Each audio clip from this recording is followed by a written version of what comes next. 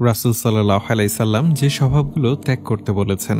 পৃথিবীতে মানুষের স্বভাবগুলো যেন এক বিচিত্র জগৎ। কারো স্বভাব তাকে নিয়ে যায় কল্যাণের পথে, আবার কারো স্বভাব ডেকে আনে ধ্বংস। তাই মহানবী হযরত মুহাম্মদ সাল্লাল্লাহু আলাইহি সাল্লাম কিছু মন্দ স্বভাব থেকে দূরে থাকার জন্য কঠোরভাবে নির্দেশনা দিয়েছেন। মূলত মানুষের স্বভাবই তার ব্যক্তিত্বের দর্পণ, আর তাই মহানবী সাল্লাল্লাহু আলাইহি সাল্লাম মন্দ স্বভাব পরিহার করার জন্য উপদেশ দিয়েছেন। চলুন তা কি তা জেনে নেওয়া যাক। হৃদয়ে লুকিয়ে থাকা এক ধ্বংসাত্মক ব্যাধির নাম হিংসা, আর অহংকার কেবল আল্লাহরই গর্ব। কোনো বান্দার অহংকার করার কোনো অধিকার নেই। আল্লাহর দেওয়ার নিয়ামত নিয়ে অহংকার করা, অন্যকে দুর্বল মনে করা, সত্যকে অস্বীকার করা, মানুষকে তুচ্ছ তাচ্ছিল্য করা, এগুলো সবই অহংকারেরই বহিঃপ্রকাশ।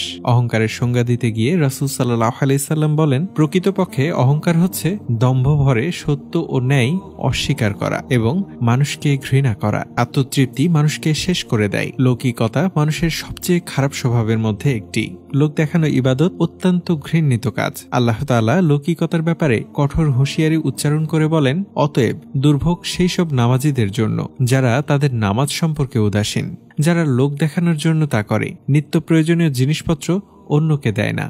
ইসলাম অমিতব্যয়কে যেমন প্রশ্রয় দেয় না, তেমনি কৃপণতাকেও নয়। কৃপণতা মানুষের এক মন্দ স্বভাব। পবিত্র কোরআনে আল্লাহ বলেন, আল্লাহ প্রদত্ত অনুগ্রহে যারা কৃপণতা করে তারা যেন কিছুতেই মনে না করে এটা তাদের জন্য ভালো কিছু, বরং এটা তাদের পক্ষেই অতি মন্দ।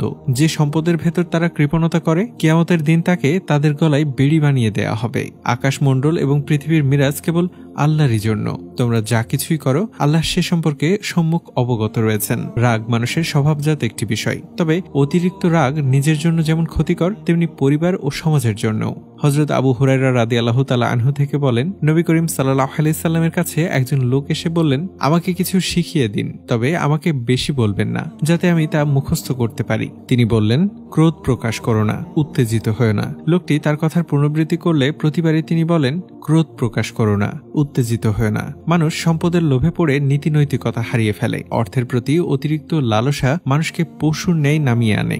রাসূল সাল্লাল্লাহু আলাইহি সাল্লাম বলেছেন, আল্লাহর কসম, আমি তোমাদের জন্য দারিদ্রতার আশঙ্কা করি না, বরং আমি আশঙ্কা করি যে তোমাদের কাছে দুনিয়ার প্রাচুর্য আসবে যেমন আগের লোকেদের কাছে এসেছিল। তখন তোমরা সেটা পাওয়ার জন্য পরস্পর প্রতিযোগিতা করবে যেমন তারা করেছিল, আর তা তাদের যেভাবে ধ্বংস করেছিল তোমাদেরও ধ্বংস করে দেবে। আল্লাহ তাআলা আমাদের এই সকল মন্দ স্বভাব থেকে দূরে থাকার তৌফিক দান করুন।